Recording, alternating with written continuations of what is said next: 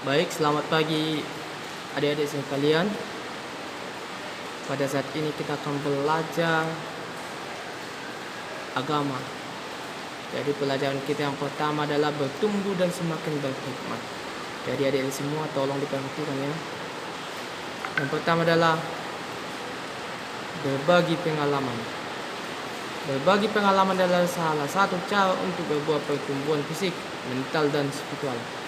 Sama seperti kisah Tonya Harding adalah seorang pemain sepatu es yang sangat terkenal di Amerika Serikat.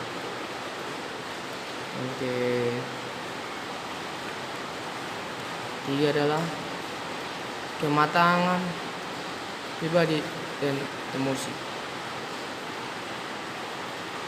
Salah satu cara untuk paling mudah untuk menilai kematangan pribadi seseorang adalah dengan mengamati ekspresi emosinya. Dalam kehidupan sehari-hari, emosi seringkali terlepas begitu saja ketika seorang tidak mampu mengendalikan dirinya. Akibatnya apa, adik-adik? Inilah akibatnya kalau kita tidak bisa mengendalikan emosi kita.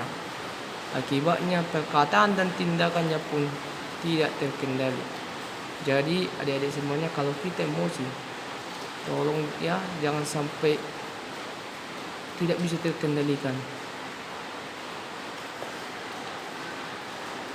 Kalau kita ingin belajar, bertumbuh, kita harus apa? Belajar dari Alkitab.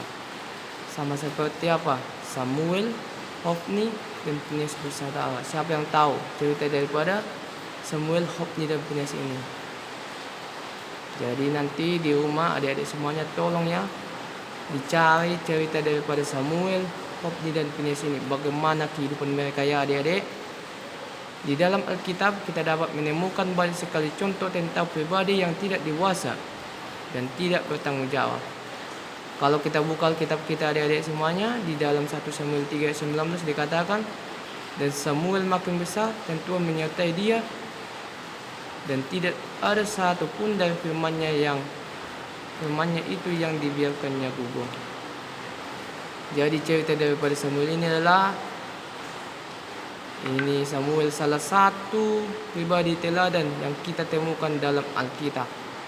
Sejak masa kecil, Samuel telah diserahkan oleh Hana ibunya kepada Imam Eli untuk dibesarkan dan dididik di bait suci Allah di Solo. Jadi siapa yang tahu Imam Eli ini siapa? Imam Eli ini adalah salah satu pekerja ya di bait suci. Jadi pada waktu Hana daripada Samuel ini datang ke gereja, Hana ini apa? Bernajah untuk meminta apa? Meminta kepada Tuhan suatu anak, karena Hana ini sudah lama tidak memiliki anak dan dia sudah tua, dan dia datang ke gereja meminta kepada Tuhan supaya dia apa? Supaya dia mempunyai anak. Tetapi kalau dia nanti memiliki anak, Hana daripada ibu Samuel ini akan apa? Akan memberikan Samuel sebagai apa? Sebagai pekerja di bait suci Allah. Dan bagaimana cerita selanjutnya tentang Hofni dan Pinehas ini? Siapa yang tahu adik-adik? Nanti di rumah tolong catat cerita tentang Samuel dan Hofni dan Pinehas ya adik-adik. Karena Bapak hanya menjelaskan sedikit. Jadi Hofni dan Pinehas adalah seorang yang egois, mementingkan diri sendiri, dan tampaknya juga seorang pemarah. Jadi Hofni dan Pinehas ini adalah apa? Apa adik-adik? Dia adalah seorang yang egois ya, hanya mementingkan diri sendiri. Jadi adik-adik semuanya jangan sama seperti Hofni dan Pinehas yang mementingkan diri sendiri ya. Jadi yang kedua adalah perpecahan di gereja Kristus. Jadi apa akibat perpecahan di gereja Kristus pada zaman mula-mula? Kalau kita baca di dalam Alkitab kita 1 Korintus 3 ayat 1 sampai 9, kita menemukan di sana bahwa pada zaman dahulu umat Tuhan itu hanya apa? Hanya mementingkan diri sendiri. Mereka hanya apa? Hanya selalu ada pertikaian di dalam kehidupan mereka, tidak ada kekompakan. Oleh karena mereka tidak ada kekompakan, maka mereka membuat kelompok masing-masing. Oh, saya kelompok apa? Kelompok Paulus. Saya kelompok daripada Yesus. Saya kelompok tidak mengenal Yesus. Jadi kalau kita ingin bertumbuh menjadi berhikmat, maka kita harus membaca di dalam Amsal 2 ayat 6 dikatakan, karena Tuhanlah yang memberikan hikmat dan mulutnya datang pengetahuan dan kepandaian. Jadi kalau kita ambil salah satu contoh di dalam Alkitab, orang yang berhikmat adalah Raja Salomo. Pada waktu apa?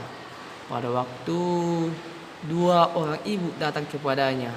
Jadi masing-masing memperebutkan seorang bayi yang mereka akui sebagai bayi mereka. Kalau bisa nanti dibaca di rumah ya, 1 Raja-Raja 3 ayat 16 sampai 28. Jadi inilah pelajaran kita adik-adik. Kiranya semangat belajar di rumah ya. Catat kembali dan tolong dibuat tugasnya tentang cerita daripada Samuel dan Hofni dan Phinehas ini ya. Tolong, karena nanti dikumpulkan ya. Jadi inilah pertemuan kita saat ini. Selamat belajar, selamat beraktivitas. Kiranya Tuhan memberkati kita. Selamat pagi. Horas.